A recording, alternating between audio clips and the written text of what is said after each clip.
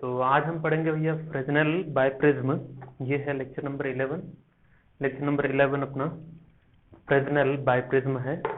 क्या है इसमें देखते हैं, और इसे कहाँ से थोड़ा सा रिलेट करना है वो मैं बता रहा हूँ पहले। तो ऐसा हमने पढ़ा था कि कोहेरेंट सोर्स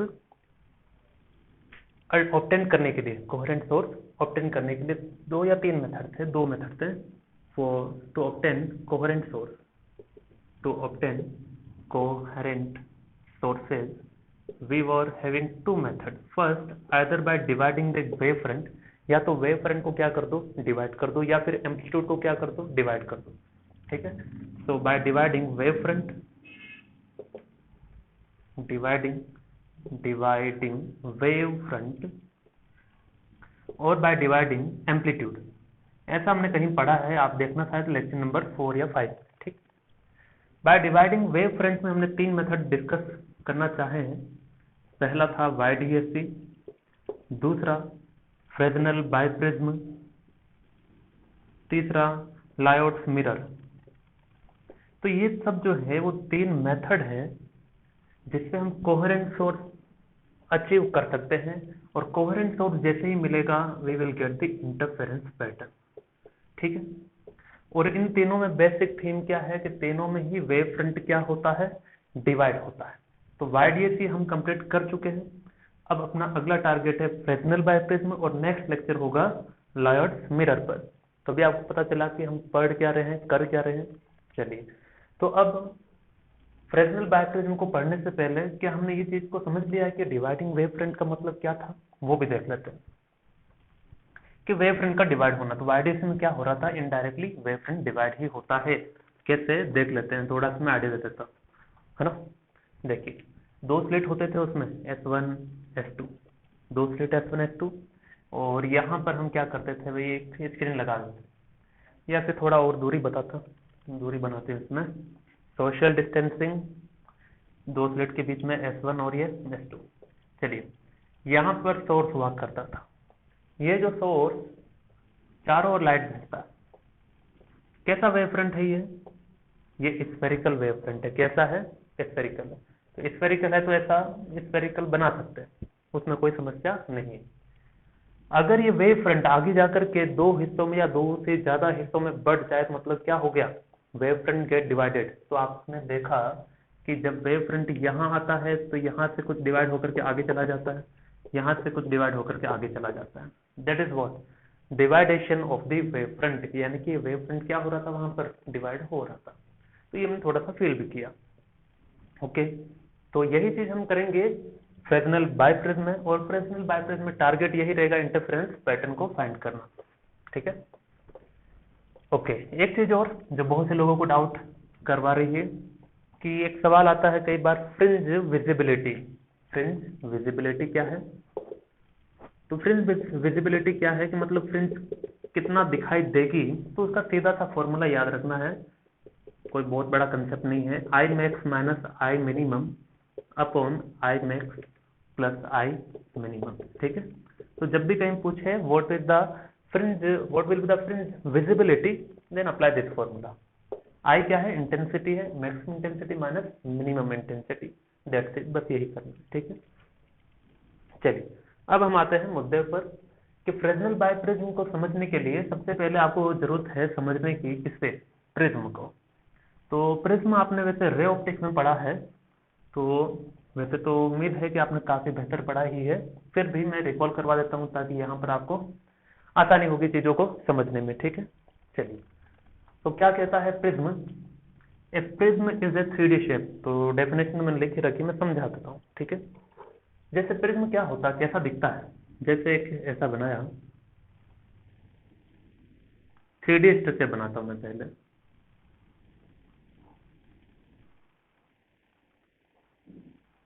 है ना, ये ऐसा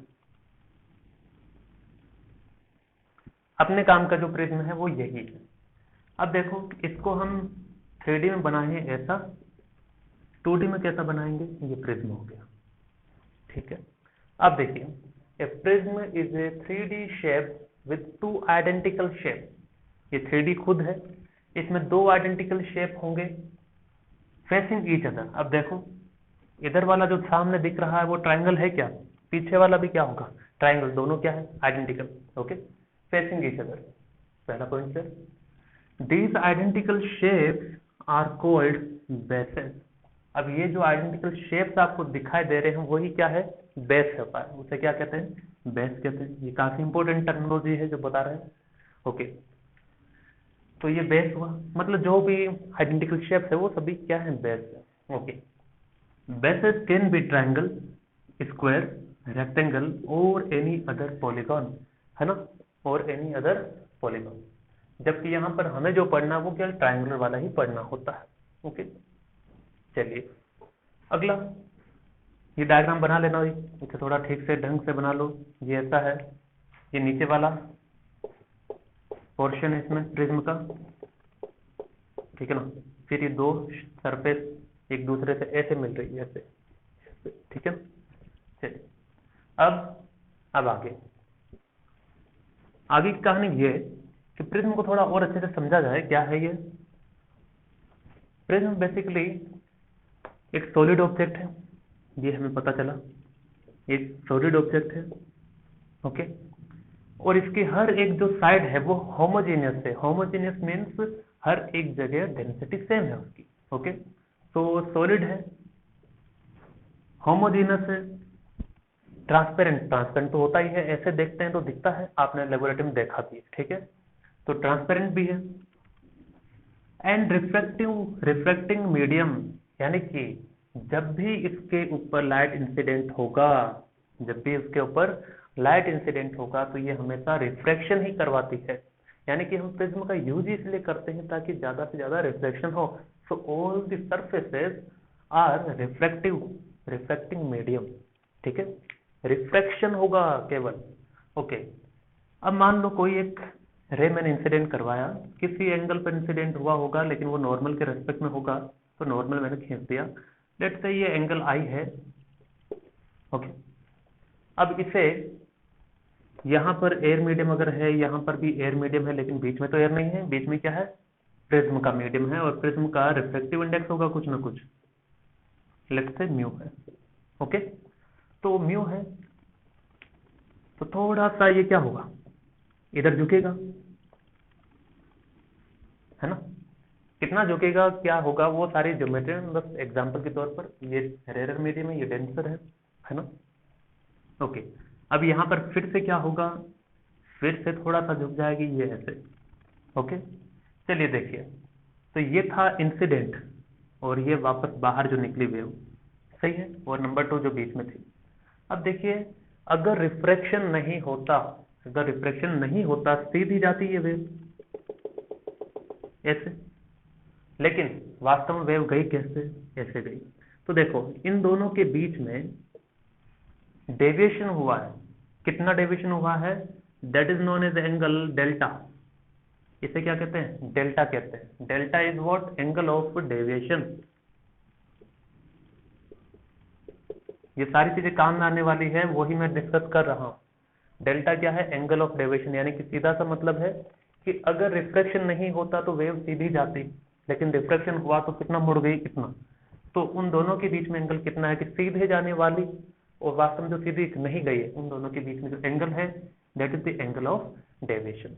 ओके, इसे भी लिख लीजिए, डायग्राम वगैरह बना लीजिए बढ़िया से। ओके, और आगे बढ़ते हैं।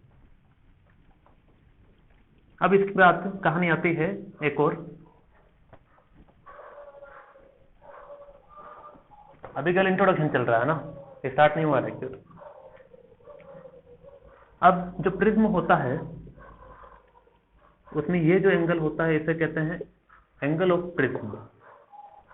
इसे क्या कहते हैं, एंगल ऑफ प्रिज्म। तो कुल मिलाकर के इसी प्रिज्म का यूज करते हैं फ्रेस्नेल बायप्रिज्म के एक्सपेरिमेंट में। तो ये एक एक्सपेरिमेंटल सेटअप था जिसको हमें समझना है, ठीक है, जिसमें रे ऑप्टिक्स का काफी यूज होगा। ओके, और मेनली उसका यूज होगा प्रिज्म का। अब उसने क्या किया, फ्रेस्नेल ने पहला काम ये किया कि दो प्रिज्म को लेकर के साथ जोड़ दिया, दो प्रिज्म को लेकर के साथ में जोड़ दिया। तो दो प्रिज्म साथ में आएंगे तो उसका नाम क्या हो जाएगा, bi prism. Bi means two. Okay, तो उसने क्या किया, कि दो प्रिज्म लिए ऐसे कि एक प्रिज्म मान लो ऐसा है,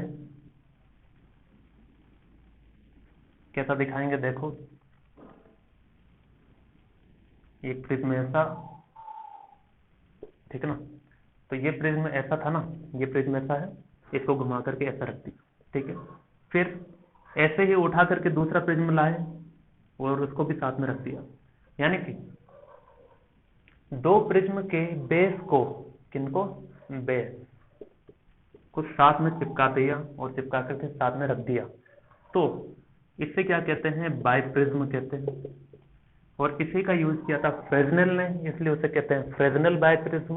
ओके, तो दो प्रिज्म को एक साथ रखने की घटना में जो सेटअप काम आया था वो था फ्रेजनेल बाइप्रिज्म का सेटअप, ठीक है।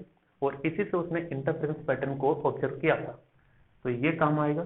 अब हम आगे बढ़ेंगे, ये लिख लीजिए कहानी और वो पॉइंट भी लिख लीजिए, ठीक है। अगला अपना ऐसे में पॉइंट टू बी कंटिन्यू लिखा मैंने, उसके कुछ पॉइंट समझाने के लिए मैंने पहले लिख दिए हैं ताकि समझाने में मजा आएगा। क्या है, अब फ्रेजनेल बाइप्रिज्म के पॉइंट से स्टार्ट हुए हैं और यहीं से अपना लेक्चर स्टार्ट होता है, तो चलिए शुरुआत है और स्वागत भी है आपका। इट्स एन ऑप्टिकल डिवाइस, कैसा डिवाइस है ये, ऑप्टिकल डिवाइस है, made by joining base to base, जब किन्हीं दो प्रिज्म के बेस को जोड़ दिया जाए यानी कि साथ में रख दिया जाए तो क्या बनता है, फ्रेजनेल बाइप्रिज्म। और ऐसे दो प्रिज्म लेने हैं जिनका एंगल क्या हो, बहुत ही छोटा हो, यानी कि ऐसा नहीं है कि एक ऐसा ले लिया एक ऐसा ले लिया, नहीं, ये गलत है। ये एंगल बहुत छोटा होना चाहिए, ये एंगल, ठीक है। तो कितना छोटा होना चाहिए, ये ऐसा होना चाहिए,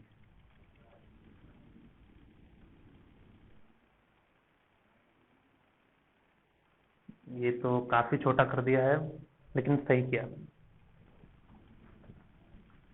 देखो ये यहां पर बीच में रखते हैं, ओके, और ये यहां से सीधा, तो बना इस बार काफी छोटा बना, यानी कि ये जो एंगल होते हैं बहुत ही छोटे एंगल्स रखने होते हैं और तब उन दोनों के बेस को कनेक्ट कर दीजिए, यानी कि एक ऐसा प्रिज्म ले आओ और दूसरा प्रिज्म ऐसा ले आओ, दोनों को जोड़ दो, वो क्या बन गया, बाइप्रिज्म, फ्रेजनेल बाइप्रिज्म बन गया। तो पहली खास विशेषता क्या है, ये एक ऑप्टिकल डिवाइस है। कैसे बनाते हैं, दो प्रिज्म के बेस को जोड़ दो, कैसे दो प्रिज्म, ऐसे दो प्रिज्म को जोड़ना है जिनके एंगल क्या हो, बहुत स्मॉल हो, ओके। चलिए अब आगे, तो एक एक पॉइंट आपके काफी काम का है ना, क्योंकि पूरा एक्सपेरिमेंटल सेटअप है, तो एक चीज जो है वो काफी महत्वपूर्ण होने वाली है और अपने स्टेट बोर्ड के अकॉर्डिंग ये कवरेबल है टॉपिक, मतलब अपने सिलेबस में है, ठीक है। ओके, तो मान लेते हैं दो ट्रायंगल है, कितने हैं, सॉरी दो प्रिज्म है, ओके। तो दो प्रिज्म है, तो ये लो पहला प्रिज्म,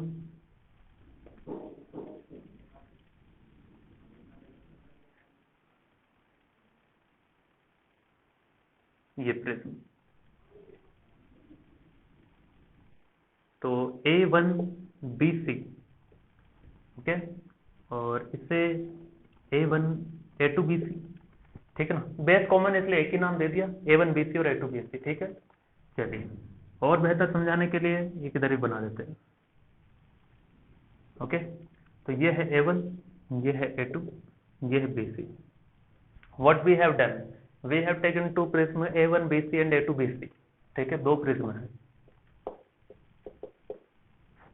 A1BC एंड A2BC, दोनों में कॉमन क्या है, BC और BC, तो वहीं पर हमने ले जाके उन्हें जोड़ दिया, जोड़ दिया। पहली बात, पहली पॉइंट कंप्लीट। ना Fresnel biprism is use for the producing interference of light, कैसे करते हैं वो हम देखेंगे, ठीक है ना। द रिफ्लेक्टिंग एंगल, ये जो एंगल है वो क्या है, इनका नाम क्या है, रिफ्लेक्टिंग एंगल। इन दोनों एंगल्स को हम डिनोट करते हैं अल्फा से, तो दोनों की वैल्यू लगभग हम सेम ही रखते हैं फ्रेजनेल बाइप्रिज्म में, ठीक है। चलिए, और इसकी वैल्यू जो होती है अल्फा की, यानी कि रिफ्लेक्टिंग एंगल की, या फिर इसे बेस एंगल भी कहते हैं, क्या कहते हैं, बेस एंगल भी कहते हैं। तो अल्फा को बेस एंगल भी कह सकते हैं, उसमें कोई दिक्कत नहीं है। अब अल्फा की वैल्यू जो होती है अप्रोक्सीमेटली अल्फा की value is the order of A half degree, आधा डिग्री, बहुत ही छोटा सा, समझे। 1 डिग्री कितना होता है, 1 डिग्री इतना होता है, ये 1 डिग्री है, आधा डिग्री, समझ रहे हो। यानी कि अल्फा की वैल्यू अप्रोक्सीमेटली आधा डिग्री रखी जाती है, और you can say it is about 1/3 degree, ठीक है। यानी कि आधा डिग्री मतलब कितना हो गया, 30 मिनट, कितना हो गया, 30 मिनट। तो अल्फा की वैल्यू बहुत छोटी रखी जाती है, बहुत पतला सा बाइप्रिज्म हम लेते हैं, ठीक। अगला, obtuse angle of prism is about 179 degree. क्या है इसका मतलब, देखिए ये सारे पॉइंट जो मैं लिखवा रहा हूं ना वो आपके सारे इंपॉर्टेंट हैं, एक भी मिस मत कीजिएगा इसे। चलिए, ऑब्ट्यूस एंगल कहाँ है, ऑब्ट्यूस एंगल यहाँ है, ये वाला, ठीक है। अब देखो, ये अगर स्ट्रेट लाइन होती, कौन सी, A1 B A2, तो 180 डिग्री होता। स्ट्रेट लाइन का मतलब ये A1 B A2 straight line नहीं है, थोड़ा सा क्या बेंडिंग है, और ये आधा डिग्री रखेंगे तो थोड़ा सा क्या होगा, हल्का सा डेविएशन, और ये एंगल अप्रोक्सीमेटली हम रखते हैं 179 डिग्री। कितना डिग्री, 179 डिग्री, थोड़ा सा डेविएशन होता है हल्का सा, ठीक है। The prism is assumed to stand perpendicular to the plane of the paper. जैसे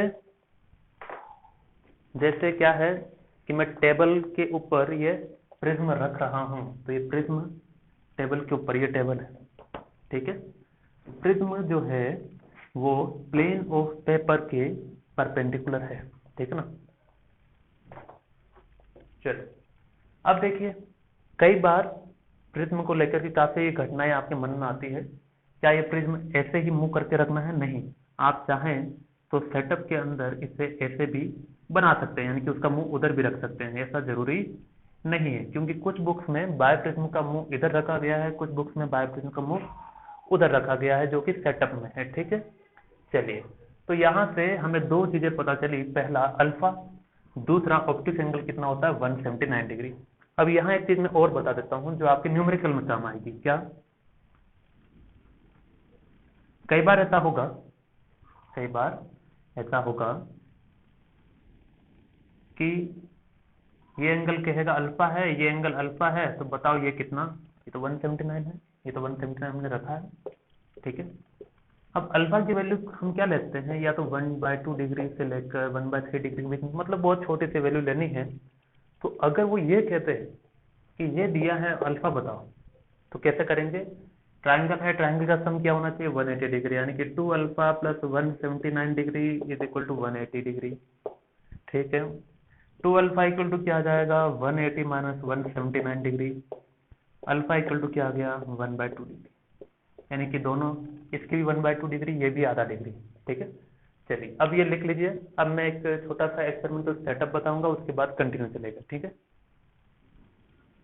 तो अगला सेटअप मैंने दिखा दिया है, प्रेजेंस बाय प्रेजेंस का छोटा सा सेटअप है, समझेंगे इसे। तो क्या क्या है इसमें, देखिए, एक तरफ आ रही है लाइट जिसकी वेवलेंथ है लेमडा। लाइट कौन सी है, ये मोनोक्रोमेटिक है, monochromatic. Monochromatic means single wavelength, एक ही वैल्यू है, ओके। यहाँ पर एक नैरो स्लिट है, एस क्या है, नैरो स्लिट, बहुत छोटा सा एक स्लिट लगा रखा है। Narrow slit allow the monochromatic light to pass through it, okay. यानी कि यहाँ से लाइट पास हो सकती है और होगी, ठीक। यहाँ से लाइट पास हुई, और फिर उसके आगे है प्रिज्म। दो तरह के प्रिज्म को जोड़ करके एक बायोप्रिज्म बनाया गया है। कौन कौन से प्रिज्म है, A1BC प्रिज्म है, और दूसरा प्रिज्म A2BC है, ठीक है। तो दो प्रिज्म है अपने पास। प्रिज्म कौन कौन से हैं, इसको हटा देते हैं, नैरो स्लिट, दो प्रिज्म है, टू प्रिज्म, यानी कि A1BC and A2BC are the two prism. A1BC and A2BC two prism. कितने प्रिज्म हैं, दो प्रिज्म हैं, दोनों को मिला के क्या बना है, बाय प्रिज्म बना, ओके। अब इसके बाद यहाँ से जो लाइट आएगी वो इमर्ज होकर के, इमर्जिंग मतलब इससे बाहर निकल करके इसके ऊपर इंसिडेंट होगी। अब इसकी जो हर एक सरफेस है that is the reflecting surface. तो रिफ्लेक्शन के बाद जो वेव्स है वो यहाँ आके स्क्रीन पे दिखाई देगी। तो ये स्क्रीन है, ठीक है, और स्क्रीन पर ही हमें कहीं ना कहीं इंटरफेरेंस पैटर्न दिखाई देगा। चलिए थोड़ी देर में पता चलेगा ये फ्रेस्नेल बाइप्रिज्म YDSC की कॉपी है। कैसे, देखिए ये मैंने ज्योमेट्रिक लाइन एक ड्रॉ किया है, उसका कोई रोल नहीं। ओके, सबसे पहली बात, यहां से एक लाइट गई, लाइट रेज, सबसे पहले एक ऊपर भिजवा देते हैं लाइट रेज, है ना। ये बस एक स्कीमेटिक डायग्राम है, बस आपको समझना है कि इसमें ऐसा ऐसा हुआ है। तो यहां से एक लाइट रेज गई, उसके बाद क्या होगा, इसका बाय प्रिज्म का रिफ्रेक्टिव इंडेक्स होगा कुछ। तो बाय प्रिज्म का रिफ्रेक्टिव इंडेक्स मान लेते हैं कितना है, म्यू है। बाय प्रिज्म यानी कि पूरे प्रिज्म का इसका रिफ्रेक्टिव इंडेक्स क्या है, म्यू है। इधर वाला दिखता है कि नहीं, मैं देखता हूं एक बार। चलिए दिखेगा। अब यहां से क्या हुआ, यहां से ये हुआ कि भाई जिस एंगल पर इंसिडेंट होती है उसके बाद थोड़ा सा ये अंदर झुकेगी या दूर जाएगी परपेंडिकुलर से। जैसे कि ऐसा है कि यहाँ पर एक प्रिज्म दिखा है ना, यहाँ एक रे इंसिडेंट हुआ, तो ये नॉर्मल के साथ किसी एंगल पर इंसिडेंट हुआ होगा, ठीक है, नहीं पता कितने एंगल पर हुआ है। उसके बाद ये परपेंडिकुलर की तरफ झुकेगी, थोड़ा सा रिफ्लेक्ट होकर के मतलब आगे बढ़ जाएगी, बस इतना समझो भी। ओके, तो थोड़ा सा रिफ्लेक्ट हुई होगी, थोड़ा सा डेविएट हुई है और सीधा यहाँ सब में यहाँ चली गई, चलो मान लेते हैं, ठीक है। चलिए, तो थोड़ा सा रिफ्लेक्शन होगा क्योंकि बहुत ही कम पाथ इसने प्रिज्म के अंदर ट्रेवल किया, छोटा सा पाथ। यहाँ ट्रेवल करती तो बहुत ज्यादा बेंड होती है कि नहीं, क्योंकि ज्यादा डिस्टेंस वो अंदर ट्रेवल करती। चलिए ये तो चली गई सीधी, तो एक और भेज देते हैं, एक और भेज देते हैं, ये ऐसा। ओके, अब ये कुछ ज्यादा ही ट्रेवल करेगी, सही है ना, ये कुछ ज्यादा ही ट्रेवल करेगी। तो इसको भैया सीधा यहाँ भेज देते हैं, कोई दिक्कत नहीं। तो इसको नाम दे देते हैं Q, इसको नाम दे देते हैं T। ओके, अब सपोज मैं स्क्रीन पर खड़ा हूं, इस दोनों रेस को देख रहा हूं, ठीक है, बीच में बहुत सारी रेस है, दो ही नहीं है, बहुत सारी रेस है, ठीक है। तो पहला काम ने पहले प्रिज्म पर इंसिडेंट करवा के देखा। अब मैं यहां से देखूंगा तो मुझे लगेगा ये दो वेव जो है कहां से आ रही होगी, ये दो वेव यहां से आ रही होगी कि भाई ये आगे जाके यहां कहीं मिल रही होगी, सही है, और ये यहां कहीं मिल रही होगी। ब्लू पेन से करते हैं इसे, सही है। ऐसा हमें लगेगा कि भाई मुझे तो लगेगा वो दोनों रेस वहां से आ रही है कि नहीं, मुझे क्या लगेगा ये दोनों रेस वहां से आ रही है, अपीयर्स टू बी, वास्तव में आ कहां से रही है, यहाँ से आ रही है, लेकिन मुझे ऐसा लगेगा वहां से आ रही है क्योंकि मेरे लिए तो ये दोनों रेस वहां से आ रही है ना। तो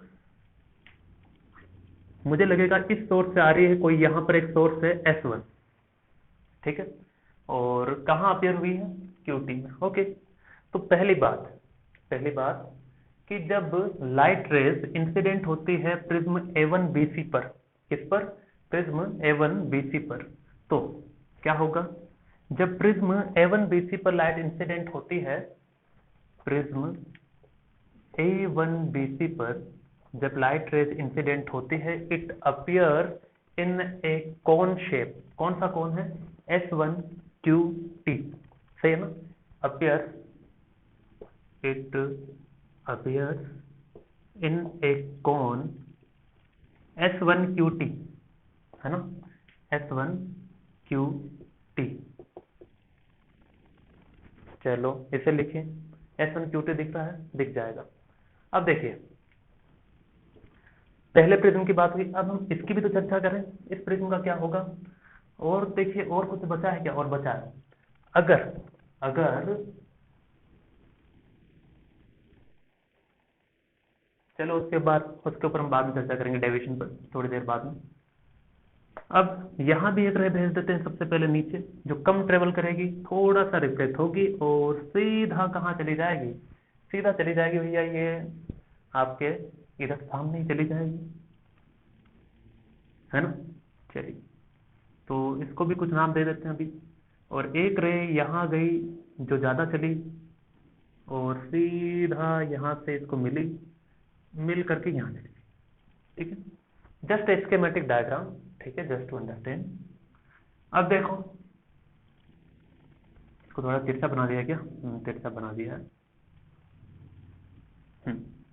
ना, एक यहाँ चली गई, एक यहाँ चली गई, इसको नाम दे देते हैं P, इसको नाम दे देते हैं R।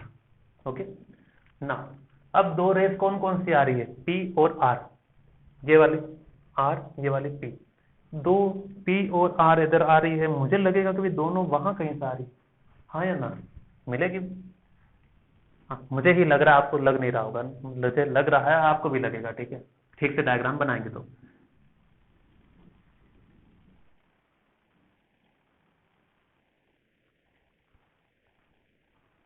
चलिए,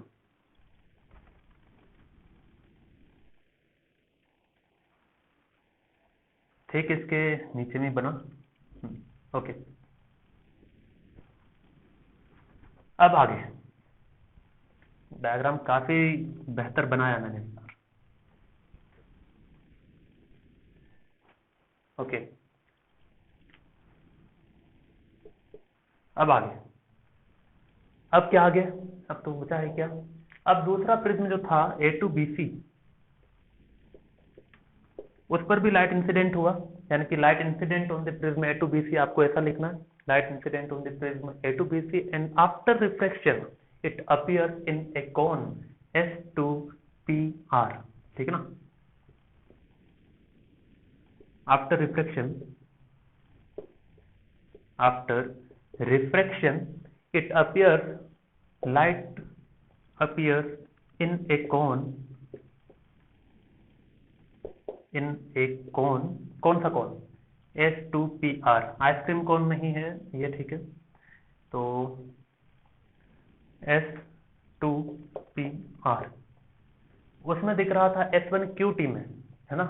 तो S1QT मतलब ये QT, ये पहले वाले प्रिज्म के लिए, ठीक है, ये वाला कौन बन रहा था, और दूसरे वाले प्रिज्म के लिए क्या बन रहा था? S2PR, ये प्रिज्म बन रहा था। तो देखो दोनों में कोई कॉमन पोर्शन है क्या? हाँ है, चिल्ला चिल्ला करके ये डायग्राम कह रहा है कि हम दोनों के बीच में कॉमन पोर्शन है, वो ये है। सही है? और जब भी दो पोर्शन मिल रहे हैं, दो पोर्शन मिल रहे हैं तो क्या होगा? इंटरफेरेंस होगा। कैसे देखते हैं? तो देखिए यहां पर जो है इस रीजन के अंदर एक ही तरह की लाइट रेज आ रही है जो इस सोर्स से आ रही है ना, कोई दूसरा लाइट सोर्स नहीं है।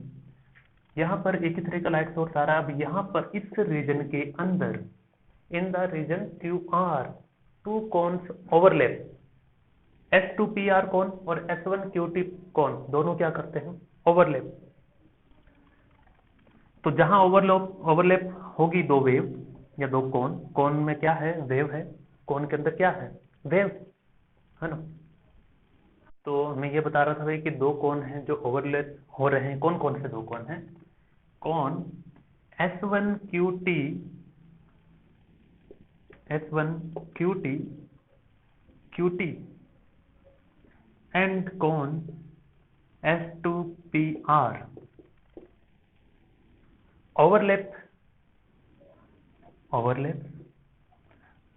और दोनों ही कोन में क्या है?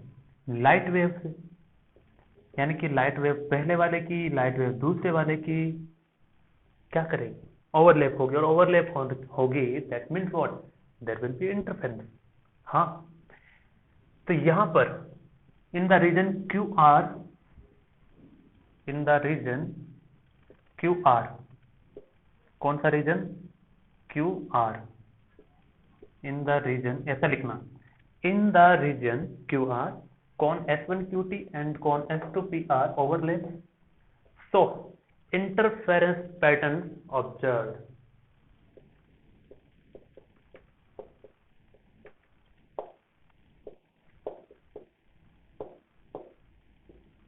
कितना खतरनाक था ये। तो इंटरफेरेंस पैटर्न इस तरह से मिला कि दो कोण की वजह से। चलिए मिटा दें इसे।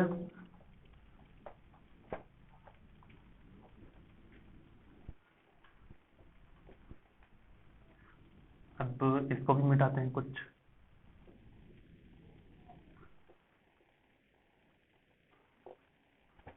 तो देखिए इंटरफेरेंस कहाँ दिखाई देगा? क्यू आर रीजन में, यानी कि यहां पर आपको फ्रिंजेस दिखाई देगी ओनली, केवल इसी रीजन में क्यू आर में इंटरफेरेंस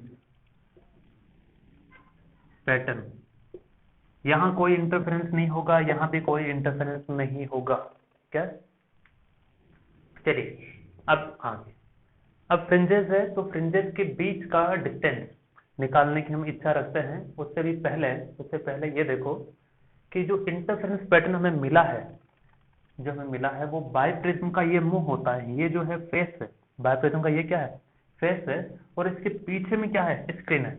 यानी कि जब बाइप्रिज्म का फेस इस तरफ है, तब जो इंटरफेरेंस पैटर्न मिलता है that is on the screen behind the biprism. ठीक है ना? तो ये कंफ्यूजन क्लियर रखना जरूरी था कि इसका फेस इधर है तो पीछे में है, इसका फेस अगर उधर है तो सामने है। ठीक है? तो interference pattern is observed behind the biprism. ठीक है ना? Interference pattern is observed behind the biprism. लिख लो इसे भी।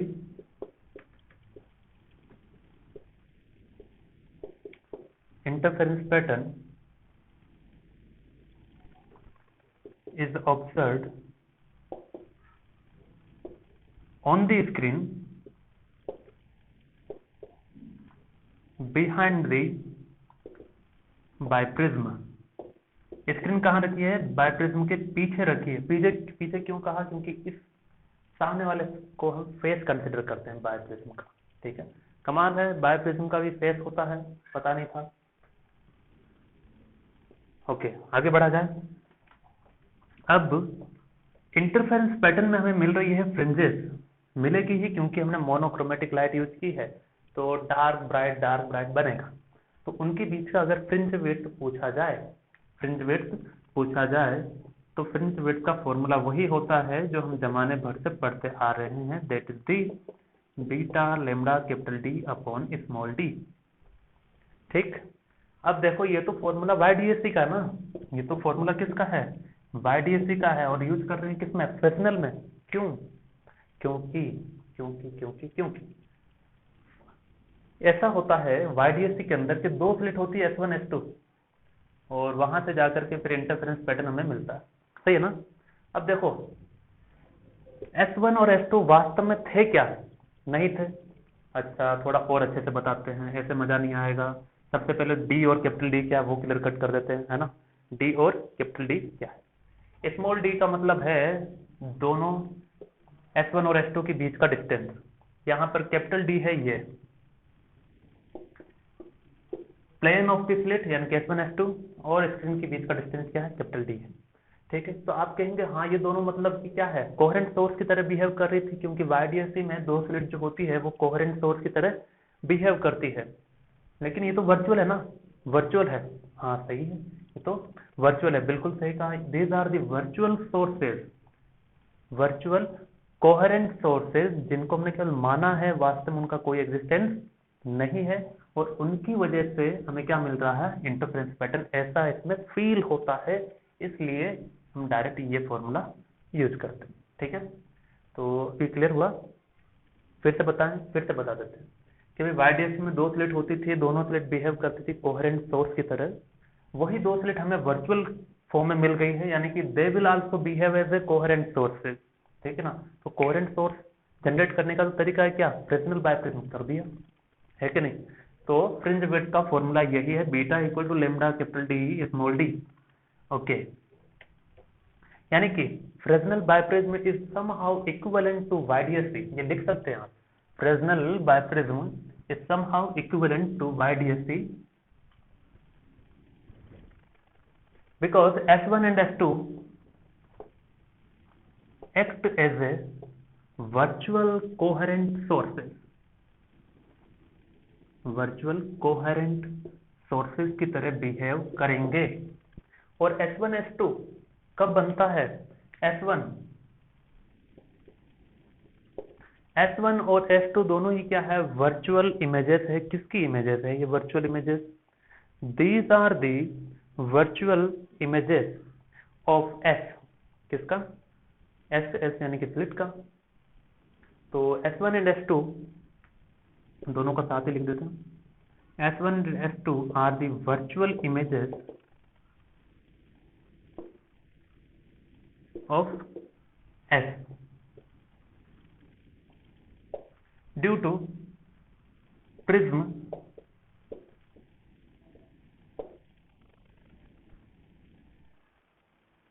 A1BC and A2BC respectively. समझाते हैं, इसे भी लिख लीजिए। इसका कहने का मतलब यह है कि जो S1 और S2 जो दो आपको इमेज दिखाई दे रही है वो वर्चुअल है, ये तो सही है, but they are formed by the prism, ठीक है ना। दे आर फॉर्म्ड और they are because of the prism A1BC and A2BC।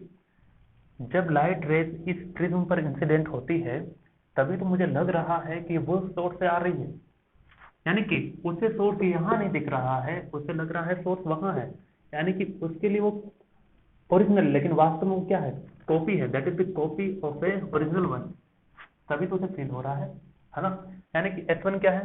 That is the image of a source है when light passes through the prism A1BC, सही है ना। इसी तरह से S2 बनता है कब? जब प्रिज्म A2BC की बात हम करते हैं। यहां तक समझ में आया? चलिए अब हम आगे बढ़ेंगे और थोड़ा कुछ मिटा देता हूं इसमें। इसी बायप्रिज्म सेटअप के अंदर कुछ मॉडिफिकेशन किए जाते हैं। क्या? कि अभी तक हमने पढ़ा था, अभी फॉर्मूला बीटा इक्वल टू क्या है? Lambda capital D upon small d, क्योंकि it's an equivalent of the YDSC, so we can directly apply it. Okay, चलिए अब इसमें चेंज क्या है? चेंज ये है कि इसे कंप्लीटली हम क्या कहते हैं? Capital D. तो कैपिटल डी कहते हैं, सही है, लेकिन थोड़ा सा मॉडिफिकेशन किया है इन्होंने कि इसे कह दो आप डिस्टेंस ए स्लिट से प्रिज्म तक का, और इसे आप कह दो डिस्टेंस बी। कोई दिक्कत? यानी कि अब कैपिटल डी क्या हो गया? ए प्लस बी हो गया, बस ये चेंज पहला। ओके, अब अगला अगला चेंज क्या है? अगला चेंज ये है कि एंगल ऑफ डेविएशन पर आते हैं। एंगल ऑफ डेविएशन पर क्या है कि ये पूरा डी है ना, ठीक है। अगर ये रिफ्रैक्शन होता है, रिफ्रैक्शन होता है जिसकी वजह से कुछ बेंड हो जाती है, कुछ डेविएशन आता है। अगर नहीं होता कोई डेविएशन तो ये वेव सीधा जाती है ना, लेकिन डेविएशन हुआ है, ये ऐसे मोड़ करके ऐसे चली गई नोई, वरना जाना चाहिए था उधर सीधा, लेकिन सीधा नहीं जाती। यही एंगल क्या है? डेल्टा है। ये डेल्टा है तो ये भी क्या होगा? डेल्टा होगा। ठीक उसी तरह से यहां पर ही हम दिखा सकते हैं, ये भी क्या है? डेल्टा। अब डेल्टा तो हम जानते भी, ये है angle of deviation, angle of deviation, और ये होता है अल्फा, ये होता है अल्फा। तो डेल्टा का हम डायरेक्टली यहां पर फॉर्मूला यूज करते हैं, ज्योमेट्रिकल कंसेप्ट यूज करके उसे फाइंड आउट किया जा सकता है। तो अपने भी उसका डेविएशन है नहीं, तो हम उसे डायरेक्ट यूज करेंगे। Here delta is found to be mu minus 1 into alpha. Alpha base angle है, म्यू क्या है? रिफ्रैक्टिव इंडेक्स ऑफ बायप्रिज्म, है ना, refractive index of biprism, refractive index of biprism, ठीक। तो ये डेल्टा है, इसे डायरेक्ट यूज ही करना है। ओके, अब अगला, जब आपने डेल्टा का वैल्यू वो यूज किया था तब small d, that is the distance between S1 and S2, that also going to change. क्या होता है? उसका वैल्यू भी चेंज होके आता है अपने पास, कि इस स्मॉल डी को you can write, small d को you can write 2a mu minus 1 into alpha, ठीक है। ये आप स्मॉल डी को लिख सकते हैं, ऐसा स्मॉल डी को ऐसा लिखा जा सकता है। ओके, अब देखिए फॉर्मूला क्या बन गया। पहली बात, एंगुलर डेविएशन को मैंने बताया, एंगल ऑफ डेविएशन को या एंगुलर डेविएशन को हो, दोनों चीजें क्या है? सेम है। तो डेल्टा क्या है? Angular deviation. ये रे ऑप्टिक्स में आती है डेल्टा वगैरह, लेकिन ज्योमेट्रिकल कंसेप्ट से फाइंड किया जा सकता है, जो अपने सिलेबस के अकॉर्डिंग नहीं है। डेरिवेशन है ना, तो उसका डेरिवेशन नहीं कर रहे, हमें डायरेक्ट यूज करना है, delta equal to mu minus 1 into alpha. और जब डेल्टा ये होता है तो डी को भी हम रिप्लेस करते हैं इस फॉर्मूले से। Now beta equal to formula क्या बन गया, बीटा इक्वल टू फॉर्मूला था lambda capital D upon small D.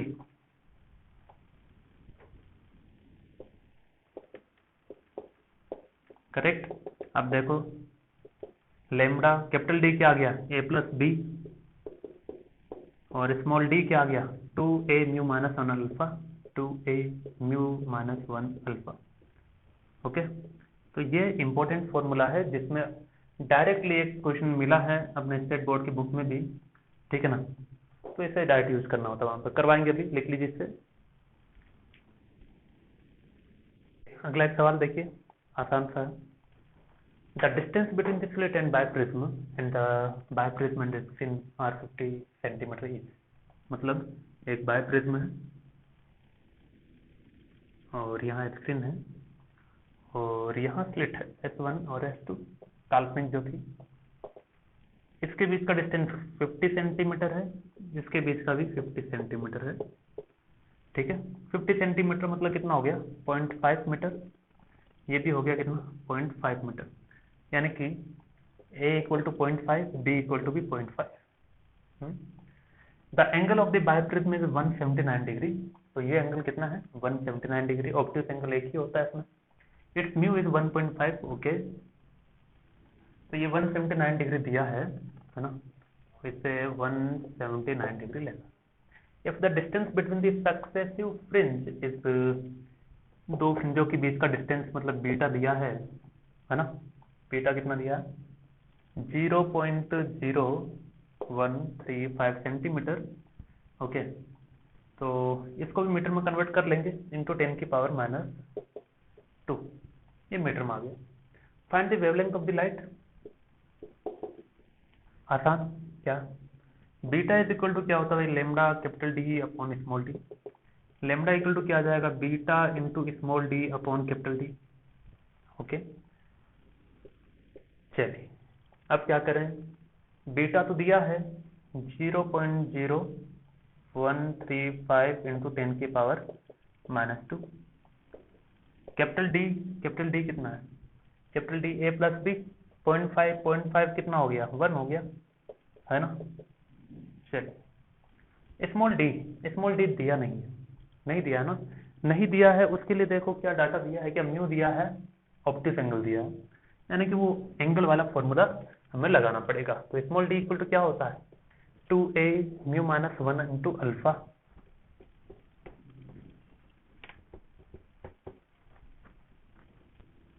Angle वाले में हमने ये पढ़ा था ना, डेल्टा इक्वल टू क्या होता है म्यू माइनस 1 इंटू अल्फा, ये डेल्टा एंगुलर डेविएशन, इसी के लिए हमने पढ़ा, स्मॉल डी का वैल्यू ये आता है 2a mu minus 1 into alpha. चाहो तो इसे डेल्टा भी लिख सकते हो, है ना, अगर डेल्टा दिया होता तो इसको भी यूज कर सकते थे, लेकिन नहीं दिया है तो भी don't bother about that, okay. तो small d equal to 2a, a कितना 0.5 इंटू म्यू कितना 1.5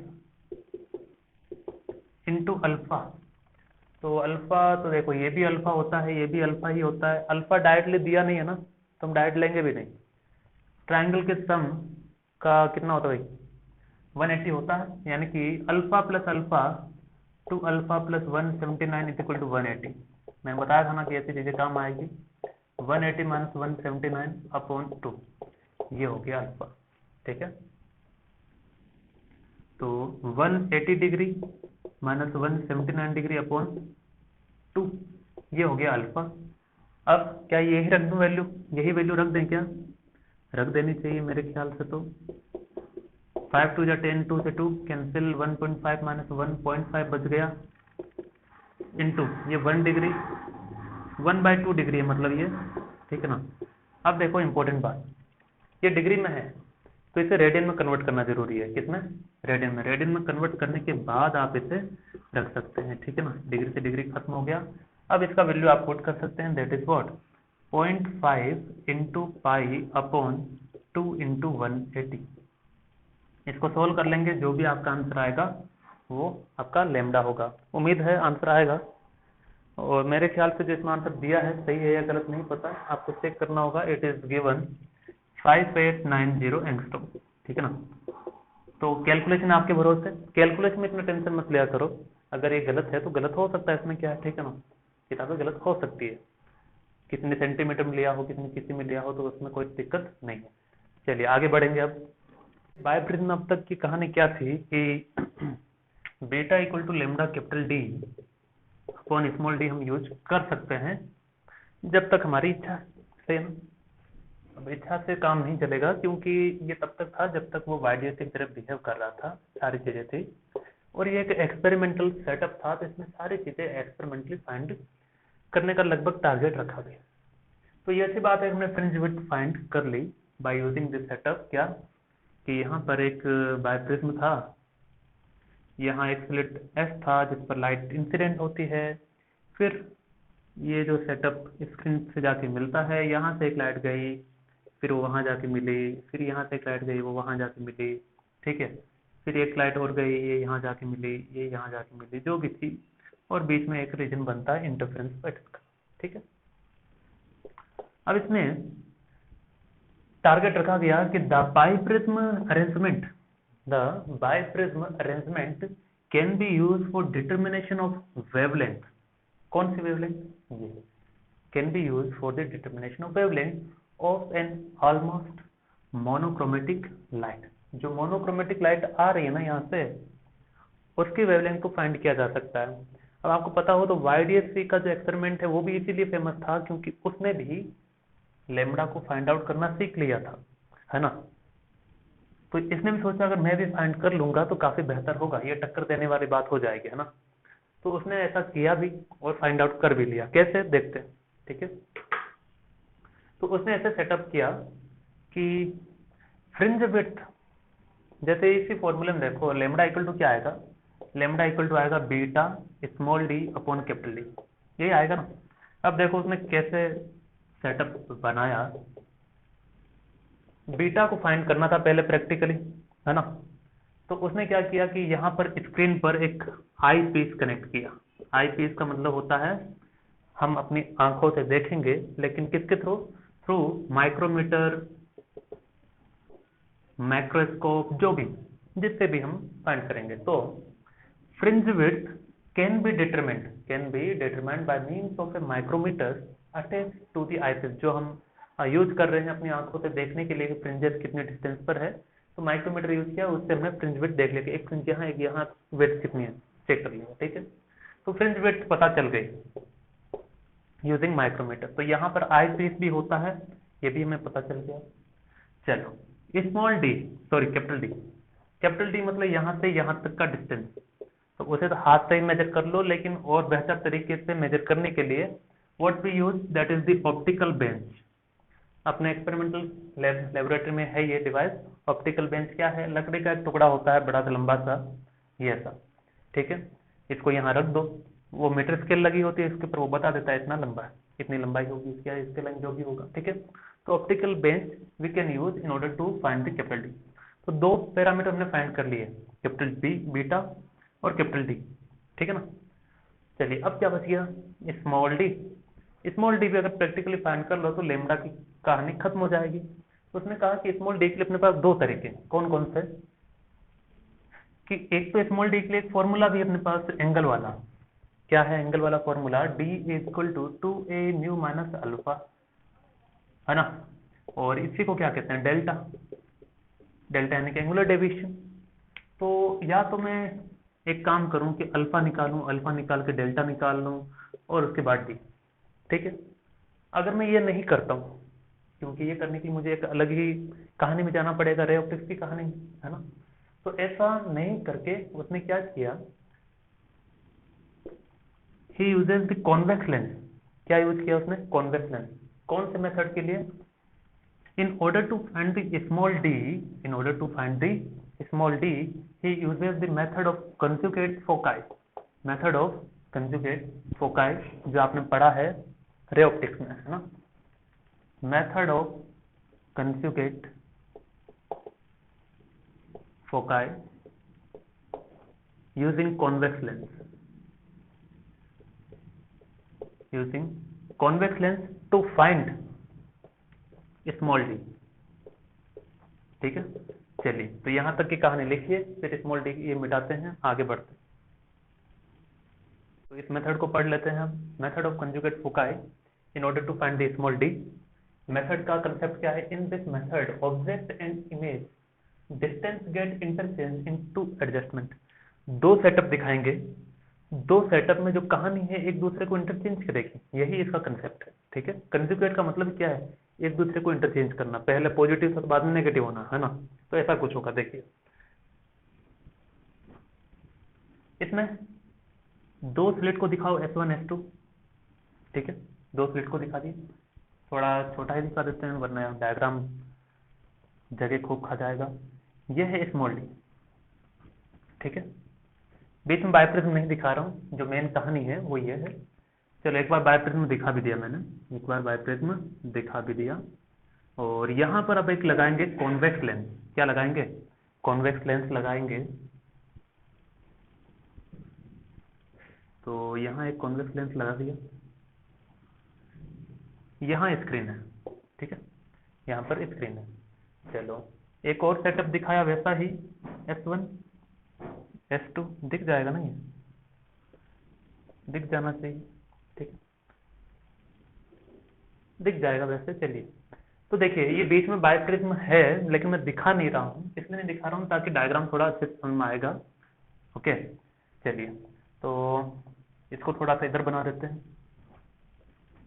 जब हटा दिया है बाइप्रिज्म तो ऐसा। ओके, अब देखिए ये अपने दो वर्चुअल सोर्सेज हैं, अपने लिए वर्चुअल है, अब हम इसे वास्तव में मान के चल रहे हैं। ठीक है ना? तो यहां से एक लाइट रेज जाएगी, यहां से एक लाइट रेज जाएगी, ये इसका प्रिंसिपल एक्सिस जो मैंने दिखा दिया। ओके, अब ये किसी एक जगह फोकस पॉइंट पर मिलेंगे, मिला दिया। ओके, अब मिलने के बाद फिर से आगे ये रे आगे चल जाएगी, ये रे इधर चल जाएगी। ओके, तो देखिए ये जो स्मॉल डी इतना था, आफ्टर कॉन्वेक्स लेंस इतना बड़ी उसकी इमेज दिखेगी। दिख रहे हो इतनी बड़ी इमेज, तो इसे मैंने कहा D1। क्या कहा इसे? D1। ये लेंस से कितनी दूरी पर था? दूरी मान लो ये x है और ये दूरी मान लो y है। लेकिन रे ऑप्टिक्स में जिसे आपने ऑब्जेक्ट माना है वहां से जो डिस्टेंस हम लेते हैं वो u है, और जहां पर इमेज बनती है वो डिस्टेंस क्या होती है? v, यानी कि v इक्वल टू y। ठीक है, चलो अब एक फॉर्मूला बताता हूं, एक ही formula. Size of image upon size of object is equal to distance of the image upon distance of object। distance of object, ठीक से सुन लेना क्या लिखा है? Size of image upon size of object is equal to distance of image upon distance of object. Okay, ना इसे हम consider कर रहे हैं ऑब्जेक्ट की तरह, क्योंकि इसी की इमेज बन रही है after using the convex lens यहां पर। ठीक है, तो साइज ऑफ इमेज ये है कि कितनी कितनी इसकी हाइट बनी है। ठीक है, तो साइज ऑफ इमेज हो गया D1, ऑब्जेक्ट का साइज D। चलो कितने डिस्टेंस पर है? डिस्टेंस ऑफ इमेज V पर है, अपॉन ये कितने पर? U पर। चलो V का वैल्यू कितना है?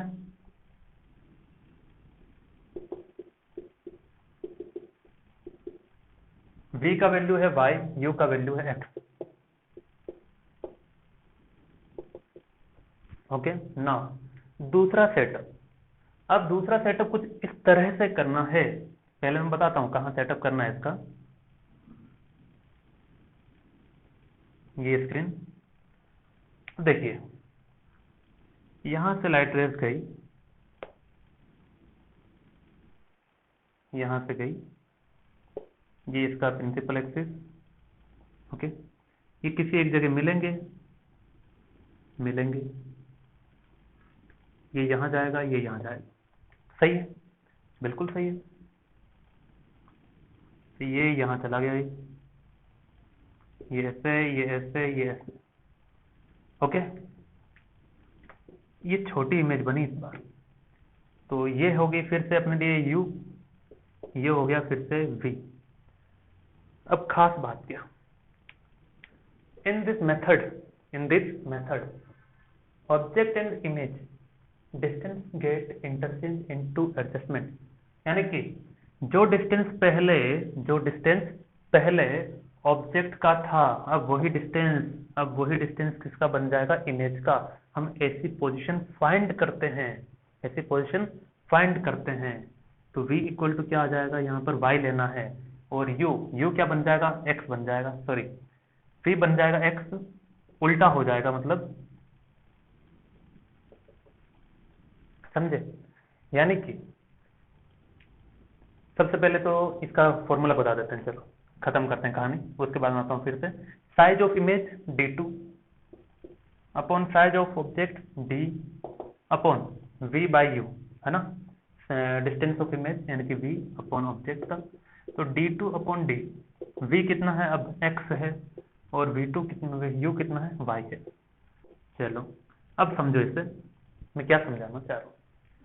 इस सेटअप के अंदर हमारा टारगेट था स्मॉल डी फाइंड करना। वो फाइंड करने के लिए हमने एक कॉन्वेक्स लेंस यूज किया। कॉन्वेक्स लेंस को दो जगह रखना होता है, एक बार पहले सेटअप में कहीं रखो, दूसरे सेटअप में कहीं रखो। लेकिन वो दोनों पोजीशन, पहली पोजीशन ये थी P1, दूसरी पोजीशन P2 ये थी। अब P1 में अगर ये डिस्टेंस x थी, तो दूसरे टाइम में जो आपने सेटअप किया है P2 पोजीशन लेंस का, उसमें अब ये डिस्टेंस क्या होनी चाहिए, x होनी चाहिए। तभी जाकर के वो कंजुगेट फोकाई के कंसेप्ट को क्या करेगा, ओबे करेगा, नहीं कि उसको फॉलो करेगा। ठीक है, चलिए अब इक्वेशन 1 और 2 को क्या करेंगे, मल्टीप्लाई करेंगे। तो ये हमने एक्सपेरिमेंटली फाइंड किया।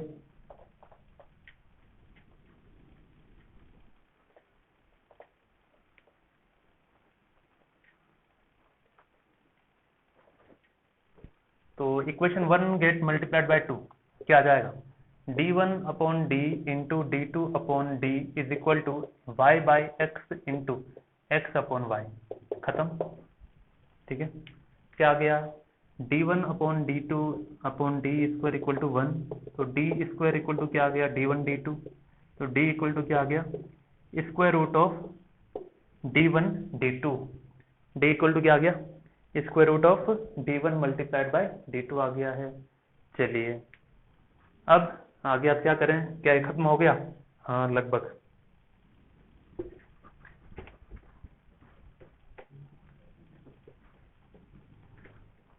तो देखिए हमारी कहानी कहाँ रुकी थी, beta equal to lambda capital D upon small d. हमें लेमडा फाइंड करना था beta into small d upon capital D. तो lambda equal to beta into small d का वैल्यू क्या आ गया है, root d1 d2 upon D. ठीक है, तो सारी चीजें हमने एक्सपेरिमेंटली फाइंड कर ली है। ओके, अब हम क्या करेंगे, इसका एक या दो न्यूमेरिकल करवा देते हैं, फिर आपका ये लेक्चर भी कंप्लीट हो जाएगा। चलिए, तो इसमें केवल याद ये रखना है कि भाई d equal to root d1 d2 है, और कुछ नहीं, है ना। लिख लीजिए इसे। अंतिम सवाल आज का, in biprism experiment the fringes are observed in the focal plane of the eyepiece at 1.2 metre from the slit.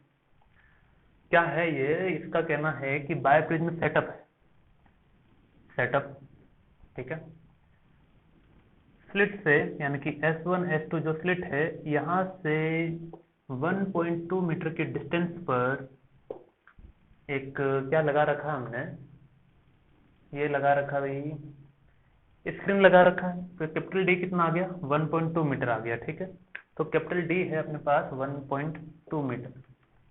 Okay,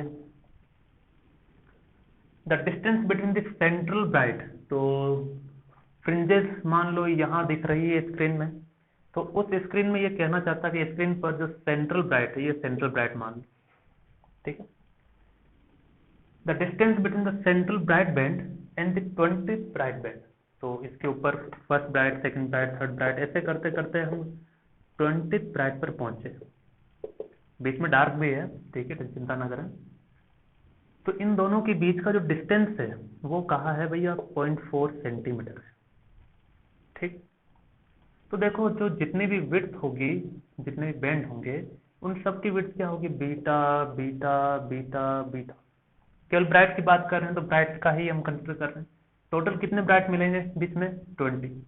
तो 20 ब्राइट यानी कि सबका width beta, 20 beta equal to कितना होगा? 0.4 सेंटीमीटर, यानी कि बीटा कितना आ गया? 0.4/20 सेंटीमीटर। और इसे मीटर में कन्वर्ट कर लेंगे तो मैं आपको फाइनल आंसर बता देता हूँ। इसका बीटा का कितना आ जाएगा?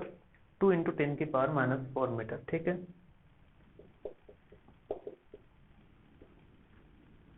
अब इसके आगे की कहानी।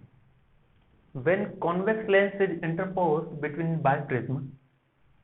बायप्रिज्म और स्क्रीन के बीच में, यानी कि आई पीस मतलब स्क्रीन, ठीक है, at a distance 90 centimetre from the eyepiece, यानी कि इससे 90 सेंटीमीटर की दूरी पर, 90 सेंटीमीटर मतलब 0.9 मीटर हो गया।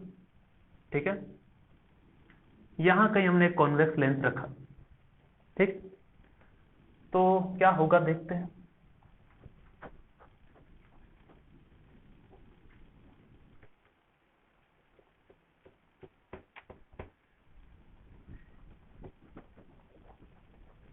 ये स्टेट बोर्ड का ही क्वेश्चन अपना। तो दो स्लिट है, प्रिज्म तो मैं दिखाऊंगा नहीं। तो देखो ये 0.9 मीटर की दूरी पर है, तो ये कितना बच गया?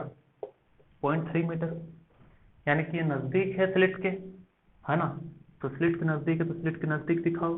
यहाँ स्क्रीन है, तो ये 0.3 मीटर पर है, ये 0.9 मीटर यानी कि 90 सेंटीमीटर। ठीक है। दो रेज आएगी और फिर ये इसका ज्योमेट्रिकल प्रिंसिपल एक्सिस यहाँ से यहाँ। तो देखो जब मैग्नीफाइड इमेज बनती है, इमेज बड़ी बनी ना, यहाँ तो था क्या, ये स्मॉल डी था, ये स्मॉल डी वहां दिख रहा है कितना, D1 काफी बड़ा दिख रहा है, यानी कि मैग्नीफाइड इमेज बन रही है। देखो फिर आगे क्या है। तो अगर ये काफी दूरी पर यहाँ होता लेंस तो यहाँ पर D2 बनता। जब छोटी हाइट का बनता तो हम लेते हैं D2, बड़ी हाइट का बनता तो हम लेते हैं D1, है ना, यानी कि मैग्नीफाइड और डिमिन्स्ड इमेजेस। ओके चलिए 90 सेंटीमीटर कर दिया। The distance between two magnified virtual images, distance between two virtual images, जो मैग्नीफाइड इमेज बनी है, ये सोर्स माना, इनकी जो इमेज बन रही है मैग्नीफाइड होकर बड़ी होकर जो दिख रही है, उनके बीच का डिस्टेंस कितना है? 0.9 सेंटीमीटर, यानी कि D1 कितना है? D1 0.9 है। Then find the wavelength. D1 है भैया 0.9 सेंटीमीटर, यानी कि 0.9 × 10⁻⁻2 मीटर। वेवलेंथ फाइंड करना है।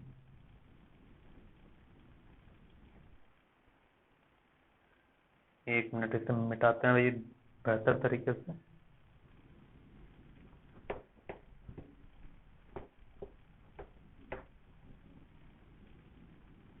ओके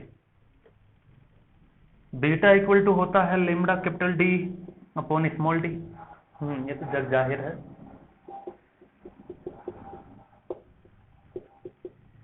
तो बीटा कितना है? 2 × 10⁻⁻4। स्मॉल डी कितना है? स्मॉल डी पता ही नहीं है ना, स्मॉल डी पता ही नहीं। और कैपिटल D 1.2 मीटर। ठीक है, मीटर में लिया तो लिखने की जरूरत नहीं। स्मॉल डी कैसे निकालें हम? उसके लिए D1 दिया है ना, उसके लिए D1 दिया है। तो देखो ये होता है अपने लिए U, ये अपने लिए होता है V। तो from formula of the magnification D1/D = V/μ, है ना। तो D क्या आ जाएगा? D आ जाएगा यहां से D1/V multiplied by U = D। Cross multiply कर लो, है ना। D1 कितना है? 0.9 × 10⁻⁻2। V कितना? V 0.9 है, इंटू U कितना? 0.3 है। तो ये आ गया 0.3 × 10⁻⁻2 मीटर। किसका वैल्यू? D का वैल्यू। ठीक है, अब यही डी का वैल्यू कहाँ रख देंगे, यहाँ रख देंगे 0.3 इंटू 10⁻²। इसे सॉल्व कर लेंगे, कितना आंसर आता है मैं बता देता हूँ। It comes out to be 5000 angstrom. Okay,